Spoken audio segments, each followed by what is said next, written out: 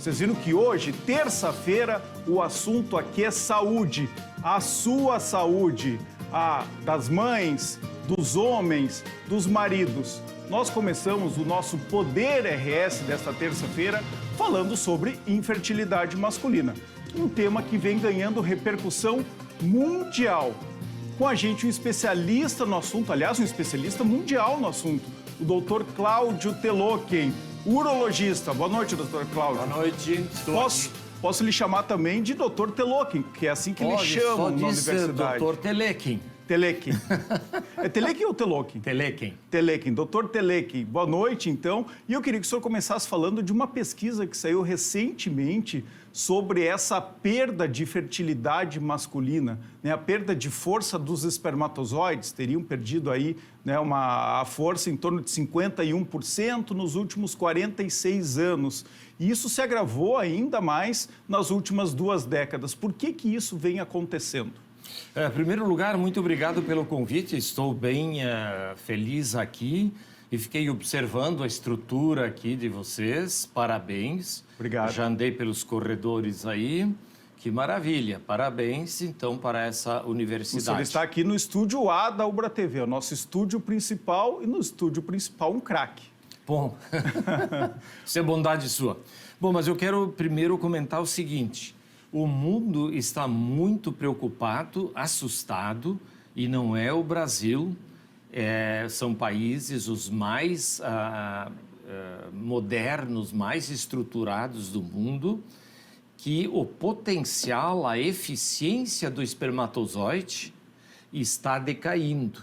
Não é só a quantidade, a proporção de espermatozoides que vinha de 40 anos atrás está caindo de forma assim muito preocupante. Então Os a perda cientistas... é de quantidade e principalmente de qualidade desses espermatozoides, é isso? Exatamente. A eficiência do espermatozoide em poder concluir com uma gestação. Dá para se dizer que caiu pela metade nos últimos anos, essa um pouquinho menos, mas caiu demais. Isso não estava previsto. E por quê? Por que está acontecendo isso? Olha, existiu nessa fase aqui de 30 anos para cá, 40 anos,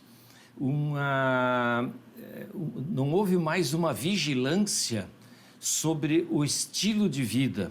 E o estilo de vida para atuar negativamente nisso foi o uso indiscriminado de drogas em todas as famílias, em quantidades assim retumbantes.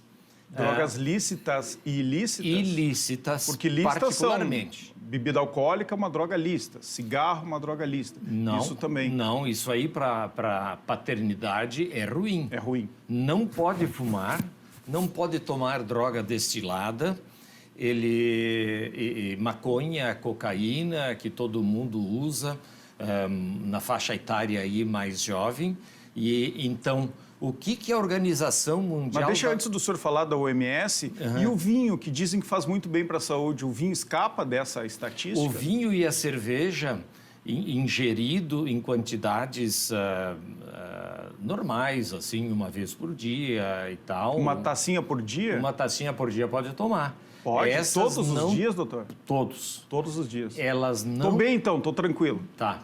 E também, se tu tomar uma garrafinha, uma long neck por dia, não vai ter nenhuma repercussão. O problema, então, são bebidas destiladas, aí com 40% mais de álcool, e as drogas, né? Maconha, cocaína e tantas Mas outras. Também o volume. Tem gente que, num fim de semana, sábado à noite, toma 18 long neck, Tem gente que toma 5 garrafas de 750 ml de vinho por semana. Isso aí é nocivo para a reprodução. A garrafa não pode. Mas e se eu não tomar uma taça por dia, eu posso acumular e tomar no sábado ou não? Não, não. Não pode então, também. Então, o que a literatura mostra mostrar para os alunos? É assim, se tu bater uma vez por dia na mão assim, não acontece nada. Agora, se tu tomar na sexta-feira 25 batidas, vai inchado e esculhambar com tudo. É um bom exemplo, é um bom exemplo. Então, O álcool que não seja destilado, ele pode ser ingerido diariamente, desde que em proporções... Moderadamente. Moderadamente. Eu lhe cortei, o senhor ia falar sobre algo da Organização Mundial da Saúde. A Organização Mundial da Saúde hoje preconiza, ela descobriu, ela analisou, ela fez trabalhos que o estilo de vida do indivíduo é que está matando a espermatogênese. A espermatogênese é a fabricação do espermatozoide. Então, o indivíduo que não dorme adequadamente, que ronca, tem apneia do sono, o indivíduo que não faz exercício aeróbico. Sedentarismo. Sedentarismo. Obesidade, o BMI de 28 para 29 para cima, que daí fica obeso, não é? Essas pessoas vão ter atribulações quando quiserem ser pais.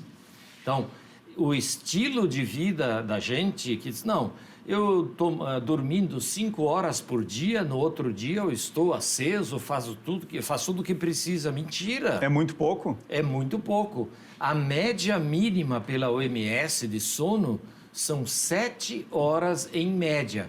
Pode ser que tu faça um plantão amanhã e dormiu pouco, 4 horas, mas daí tu vai ter uma compensação durante a semana. Então né? tem que dormir 7 horas por dia? No mínimo, para não ter impacto negativo na fabricação do espermatozoide ígido.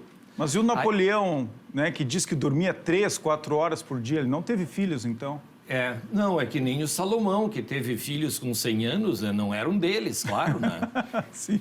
Então isso é completamente nocivo. Resumindo, então, estilo de vida, muito consumo de bebida alcoólica, destiladas e drogas, principalmente, insônia, não dormir bem e sedentarismo. Então tem que enfrentar esses três problemas, essas 3 dificuldades para ter uma fertilidade adequada. E até quando vai essa fertilidade do homem? Todo mundo diz, né, que o homem vai até mais tempo. Eu queria te acrescentar. Claro. O fumo convencional... Ao fumo também. É com 10 cigarros a mais por dia, ou o e-smoking, Esse pendrive que fumam aí. Isso é nocivo, muito nocivo. É muito nocivo. É mais nocivo do que 10 cigarros por dia. Já está comprovado isso? Mas óbvio, senão não te diria isso, senão não iria para Chicago para aprender o quê? Tá certo. Está comprovado e mais do que comprovado, e tem um detalhe a mais. Tem seguros na Austrália, por exemplo, que se tu toma o cigarro, eles não vão te pagar as despesas se tu tiver uma doença, porque eles receberam em casa folhetos, informações na mídia que ele é danoso e que ele compromete a fertilidade. Mas então nós vamos ter problemas na população mundial, professor, porque essa gurizada agora, o que mais faz é fumar esses pendrives. Nós estamos Já tendo. estamos tendo. Estamos tendo. Mas imagina daqui 10, 15 anos. Bom, daqui 10, 15 anos vão surgir essas coisas novas que vão corrigir isso. Então, o sujeito que está se sepultando assim, de passo a passo, ele vai ter recuperação porque vai ter que usar tecnologias muito, muito sofisticadas que não, eu vou falar depois sobre isso, que não estão disponibilizadas ainda no mercado todo. Sim, mas no futuro podem estar disponíveis. Podem recuperar essas pessoas. Deixa eu lhe perguntar uma coisa sobre infertilidade ainda, né? Quando um casal tem problemas, né, para ter filhos, em geral se atribui que esse problema é da mulher. Sim. É muito característico, né? Faz aquela tradicional pergunta, e os filhos? Não, ela não pode ter. E o homem sempre teve uma certa reticência, né? Um temor até de fazer aquele exame, né? Que é um pouco estranho de fazer o espermograma, é isso? É. Então, como é que está isso? Quanto % é de responsabilidade na infertilidade do homem, por exemplo? 40% mais ou menos. 40%, quase a metade. Quase a metade. E olha só uma coisa, tu vês nos grupos assim, a gente pergunta, vem cá, e a gravidez chegou? Não, a minha esposa não pode. Isso. Mentira, ele que não tem espermatozoide. Ele já matou os espermatozoides com droga, com trauma, sempre... Tem gente... E os homens não querem fazer o exame? Quando chega no consultório, eles não querem ir mesmo fazer ou aceitam com naturalidade? Naturalidade não, eles têm, mas eles acabam fazendo. Vou te contar uma historinha aqui. Um colega nosso, não vou dizer a especialidade, ele não queria fazer o espermograma aqui em Porto Alegre, tá? Porque senão lá trabalha a filha do irmão dele e tal, e coisa. Então ele foi numa cidade menor, que também não vou dizer o nome, aqui por perto, para fazer o espermograma. Daí ele não conseguiu colher pela masturbação. E Ele broxou no espermograma. Exatamente. É isso. Daí ele, nesse momento, não é, sagrado, uma criança bateu na porta e disse: "Pai, pai". Daí ele fez o seguinte, encheu o vidrinho de água, entregou ali, pagou e foi embora correndo. Daí ele me ligou, era um sábado, ele disse assim: "Pô, preciso falar contigo urgente. Sabe o que me aconteceu? Não consegui colher. E o que tu fizesse? Enchi de água e fui embora. E ainda essa criança bateu ali.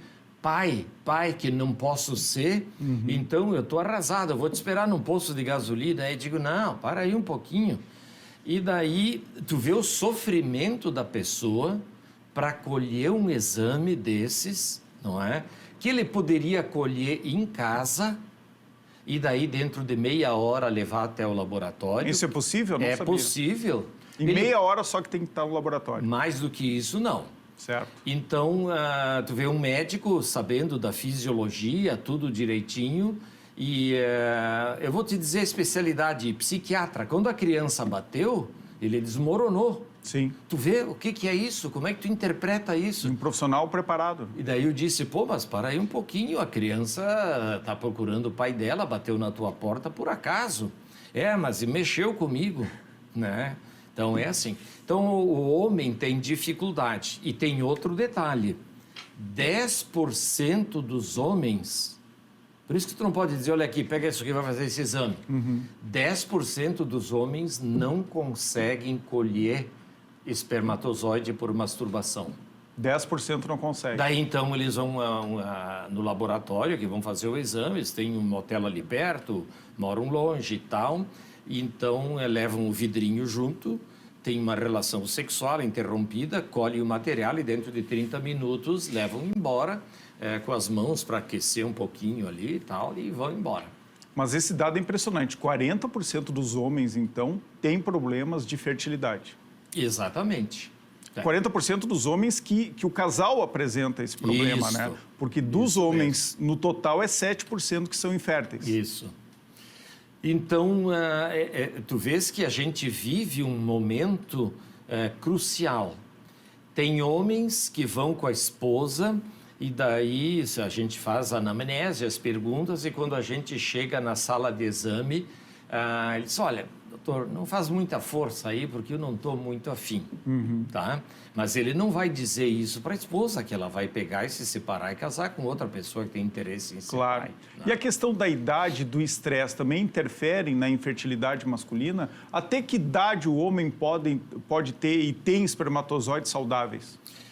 O estresse é retumbante. Por isso que o indivíduo tem que fazer exercício físico aeróbico, porque o exercício físico aeróbico baixa o estresse, não é? Baixa o estresse. Então, por exemplo, nós tivemos lá em Chicago anteontem, uma mesa onde participaram um psicólogo e dois psicólogos freudianos, que sugerem que esses indivíduos que estão assim nessa batalha sejam acompanhados por psicologia ou por psiquiatria, primeiro para definir se ele quer ser pai mesmo e se ele não quer, por quê? Porque às vezes o indivíduo tem medo de passar por exames, biópsia de testículo e várias coisas, e com um tempo que demora, não é? Então eles sugerem que todos os grupos deviam ter uma assistência psicopsiquiátrica, etc. O Fertilidade tem isso. Sim. Tá? E sobre a idade dos homens? A idade. Até os 45 anos, isso está escrito, está publicado, e é uma coisa que não se questiona. Homem até 45 anos de idade vai ter prole hígida. Depois dos 45, paulatinamente vão aparecendo alterações na prole. E as Prole hígida, só para a gente deixar claro aqui para nossa audiência, é uma prole saudável. saudável, criança sem alterações, que não tem... Até os 45. E nas mulheres até que idade é? Bom, isso até o ideal é 35, mas ainda tem 36, 37, 38 que são, né? E a Cláudia Raia, com mais de 50? Bom, isso... Aí são as exceções. Como é que tu sabe que o filho é dela, que o óvulo é dela? O senhor está colocando isso em dúvida? Lógico que estou. É, mas ela pode ter congelado os óvulos. Ah, bom, se ela congelou, me desculpa. Porque Mas tu é achas- raro após os 50 anos, mas homens é mais comum, posso dizer isso, que homens com mais de 50 tenham filhos? Mais de 60, Mais de 60 70 também. Mas então tu vai examinar as crianças deles? E aí, tem problemas ou não são deles? Não, tem problemas. Tem problemas. Claro, tem gente que não... Crianças que não conseguem deambular, tem crianças que não conseguem aprender, tem crianças que têm outras síndromes, síndrome de Marfan, por exemplo. Então, tem muitas crianças... e todos se baseiam quando falam conosco, não, mas como é que lá o Salomão, não sei quem, tiveram filho de 100 anos, mas, por favor, né? E como é que eram essas crianças? Elas chegaram a nascer vivas? Claro. Elas nasceram enxergando, ouvindo, deambulando? Não é? Então, Na segunda metade, a gente vai falar um pouco sobre autismo. Esses casos mais recentes, parece que a gente tem uma quantidade maior. É porque tem mais diagnóstico agora ou tem a ver com a fertilidade de homens e mulheres? a faixa etária de homens elevada tem mais autismo. E tem um outro equívoco que hoje está se corrigindo, inclusive foi discutido isso lá em Chicago agora, que estão retrospectivamente olhando se aquilo era autismo mesmo e se tem efetivamente o impacto da faixa etária masculina idosa. Que tem. Acima de 60, 70 anos, a gente conhece N pessoas que têm. Então, Mas também acima dos 45 anos, como o senhor falou. já acima dos 45 anos começa assim 3,7 em 1.000 pessoas, depois 50 vai aumentando e tal. Mas que tem autismo em homem idoso, tem. O senhor falou 2 vezes que foi a Chicago, né? Aliás, o senhor acaba de chegar de Chicago, né? Chegou ontem à noite, ainda estava sob efeito do fuso aqui, mas está muito bem. Posso lhe dizer que o senhor está tranquilo e raciocinando muito bem, viu, professor? Tu achas, então, daqui a pouco eu vou tomar um comprimido? Não, está muito bem, está muito bem. Pode tomar uma água aqui, inclusive, para a Água, nossa eu tô tomando. xícara da TV Cultura. Não, mas para Mas eu mim- queria lhe perguntar o seguinte, quais foram as novidades que o senhor trouxe da bagagem de Chicago sobre esse assunto? Olha, uma das coisas mais retumbantes que ocorreu é que o indivíduo que nunca teve espermatozoide na vida, isso não está disponível a nós ainda. Então, a pessoa nasceu, E nunca produziu espermatozoide. nunca na vida... E A pessoa homem, né? Porque agora Homem, tem eu tô falando as do pessoas da homem. pessoa, como assim? Um homem que nasceu e nunca produziu espermatozoide. Nunca produziu E aí? um fragmento de espermatozoide. Hoje, ele, através das células tronco, e isso eles já têm casos. Primeiro, isso se estuda já há 10 anos, mas agora começou com o ser humano. Então, é um grupo de cientistas altamente sofisticados que tem 100 e poucos trabalhadores, colaboradores, cada um na sua área, e já tem espermatozoide fabricado com a célula tronco e espermatozoide normal. Então, aqueles que perderam, por exemplo, num acidente, perderam os testículos ou perderam os 2 testículos, né? Não tem espermatozoide em lugar algum. Eles podem ter espermatozoides fabricados pelas células-tronco. Mas em laboratório? Em laboratório. Em laboratório. Não, em laboratório. E aí com todo o DNA daquela pessoa, daquele homem. Exatamente, que é o tecido apanhado daquele indivíduo. Mas agora me ocorreu uma pergunta, então. A gente falou muito em diminuição da efetividade dos espermatozoides. Não tem tratamento específico para isso, a não ser combater lá a vida social alternativa, vamos dizer assim?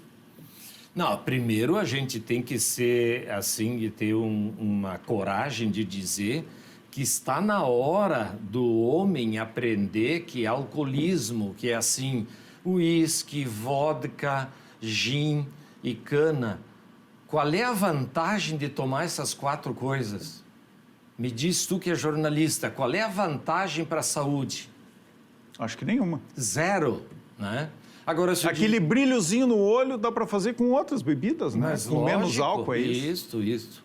Agora tem o seguinte... Mas então o melhor tratamento é abandonar bebidas destiladas, fumo, dormir melhor, não fumar. Exercício aeróbico. O nosso querido Paulo Santana, né, que já nos deixou, ele ia dizer, isso não é vida, né? É melhor morrer do que não ter isso. Bom, o Paulo Santana, por favor, né? Então deixa fora da saúde, né? Mas não tem remédio, então, professor? Não. Nenhum para recuperar a eficiência dos espermatozoides de um homem normal, de 40 anos, e que passa, então, a se cuidar melhor. Não tem um remédio que incentive, que melhore esse desempenho? Não existe Tem isso? alguns. Tem algum tratamento para isso? Eu não vou citar os nomes agora, porque dentro desse impacto negativo de coisas que o paciente usa, existem alguns antibióticos, e vou te citar só 2, para não comprometer as companhias. Tem um medicamento chamado nitrofurantoína, que o nome comercial é macrodantina, que é nociva para a produção de espermatozoide ígido. Saudável. Saudável. Tem uma droga que é muito útil e a gente usa muito, que é doxicilina, não é? Que é uma tetraciclina, que usada compromete a eficiência do espermatozoide. Tá, mas esses são 2 remédios que não pode tomar, então, porque aí vai comprometer a eficiência. Não. E tem uma outra coisa, que a gente não consegue, às vezes, fazer o indivíduo trocar. Os indivíduos que estão tomando finasterida e dutasterida para a queda de cabelo, isso aí é altamente nocivo e pode produzir fetos masculinos com o pênis torto para baixo e com o orifício da urina aqui no meio. Então, isso aí, 3 meses antes de a pessoa tentar ter prole, eles devem parar com isso. Mas então é por isso que se diz, né? Quem está fazendo o tratamento capilar pode deixar broxa, né? Entre os homens é muito comum isso. Tem um fundo de verdade nisso. Na prole, quer dizer, se tu tá descontente com alguma coisa e tu quer ficar contente com o filho, não usa isso que tu vai ter um filho sofrendo, vai ser operado. Assume a calvície e segue a vida. Exatamente. É isso.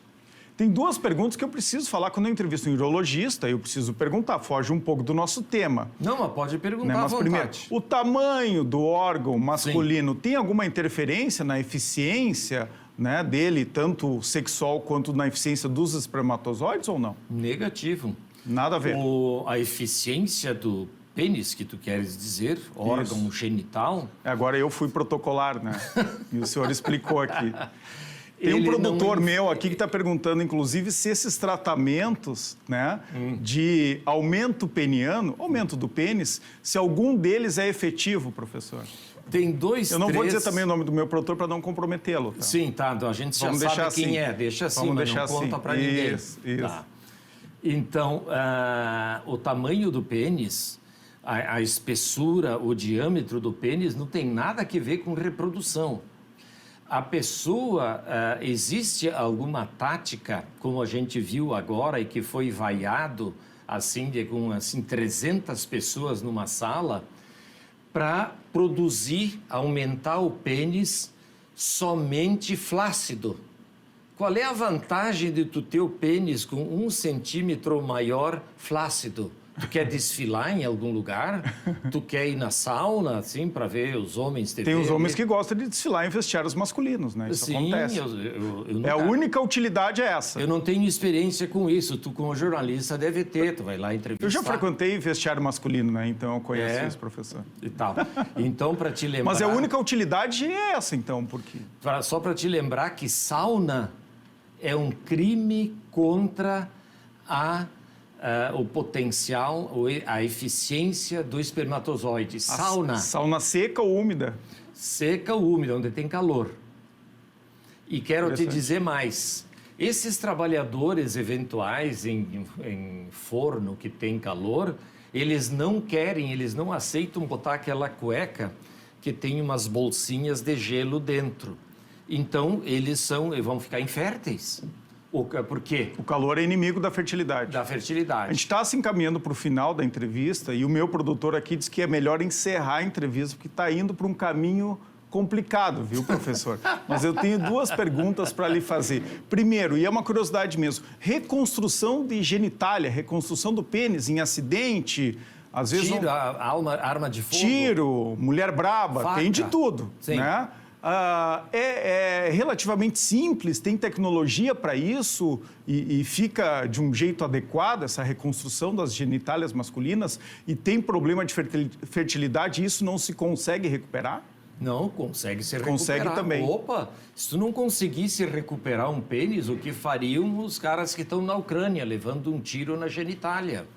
Nós temos aqui reconstrução já feita. É mais fácil tendo o pênis e costurando ele. E se perde uma bomba, por exemplo, tem como reconstruir de um outro jeito? E por que não se conseguiria se nas cirurgias transexual a gente faz pênis para essa pessoa que hoje quer ser homem?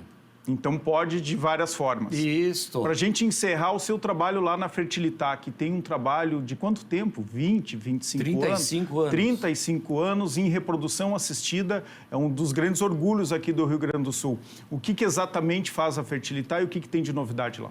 Não, primeiro dizer que nós gastamos 4 anos da nossa vida no exterior.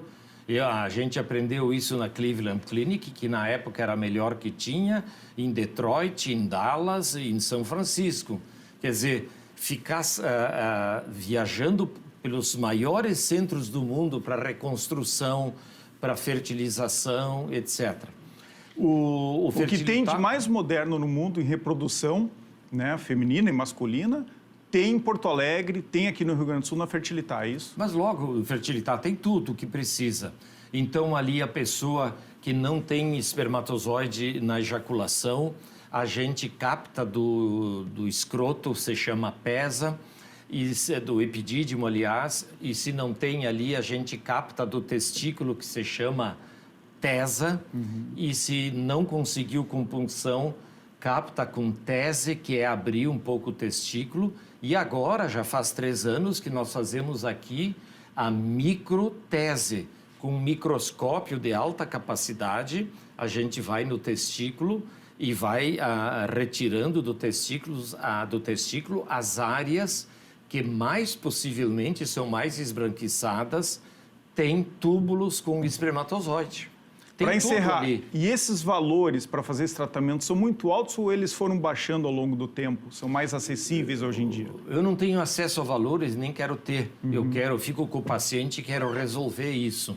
Mas eu acho que são valores toleráveis. Estão mais acessíveis do que eram há 10, 20, 30 anos, certamente. Senão não teria tanta gente lá, não. Tem muita coisa para a gente conversar ainda, mas vamos deixar por uma outra oportunidade. Sim, é um prazer. Obrigado pela nossa conversa aqui. Não foi nem uma entrevista, foi uma conversa. Desculpe as brincadeiras. Não, que nada. E volte sempre. Essa casa aqui também é para tratar da saúde de homens, de mulheres, né, de todo mundo. Obrigado, professor. Eu que agradeço a oportunidade.